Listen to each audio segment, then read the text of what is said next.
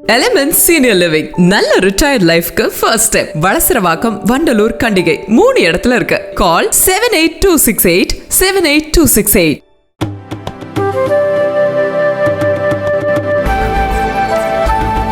வெளிநாடுகளில் மருத்துவம் படித்துவிட்டு இந்தியாவுக்கு திரும்பும் மாணவர்களின் எதிர்காலம் கேள்விக்குறியாக இருப்பதாக கல்வியாளர்கள் எச்சரித்துள்ளனர்.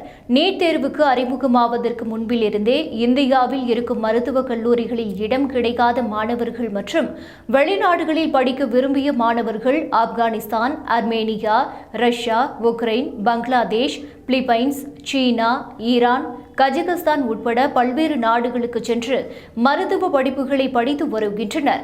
இந்த நாடுகளில் ஏற்கனவே மருத்துவம் படித்து இந்தியா திரும்பிய பலரின் எதிர்காலம் கேள்விக்குறியாக இருக்கிறது. வெளிநாடுகளில் மருத்துவம் படித்த மாணவர்கள் இந்தியாவில் மருத்துவ சேவை செய்வதற்கு NBEMS எனப்படும் இந்திய மருத்துவ அறிவியல் தேசிய கல்வி வாரியம் நடத்தும் FMGE தேர்வில் தேர்ச்சியடைய வேண்டும். இந்த ஆண்டு ஜூன் மாதம் நடந்த இந்த தேர்வுக்கு இம்மாதம் 17ஆம் தேதி முடிவுகள் வெளியிடப்பட்டன. தேர்வு எழுதிய 35,819 பேரில் 7,233 மாணவர்கள் மட்டுமே தேர்ச்சி பெற்றனர். தேர்வு எழுதியவர்களில் வெறும் 20% பேர் மட்டுமே தேர்ச்சி அடைந்துள்ளனர். இந்த ஆண்டு மட்டுமல்ல, ஒவ்வொரு ஆண்டும் இதேபோல்தான் நடந்திருக்கிறது.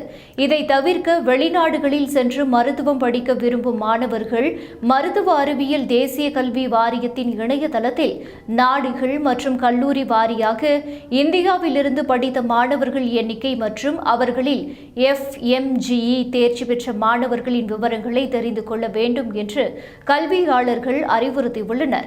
மேலும் அந்த விவரங்களை வைத்துக்கொண்டு அதற்கு தகுந்தபடி நாடுகளையும் கல்லூரிகளையும் தேர்ந்தெடுத்து படித்தால் மட்டுமே இந்திய அரசின் FMGE தேர்வில் தேர்ச்சி அடைந்து இந்தியாவில் பணிபுரிய முடியும் என்று தெரிவித்துள்ளனர். விளம்பரங்களையும் தரமற்ற கன்சல்டன்சிகளையும் நம்பி மாணவர்கள் தங்கள் எதிர்காலத்தை கேள்விக்குறியாக்கிவிட வேண்டாம் என்று கல்வியாளர்கள் எச்சரிக்கை விடுகின்றனர்.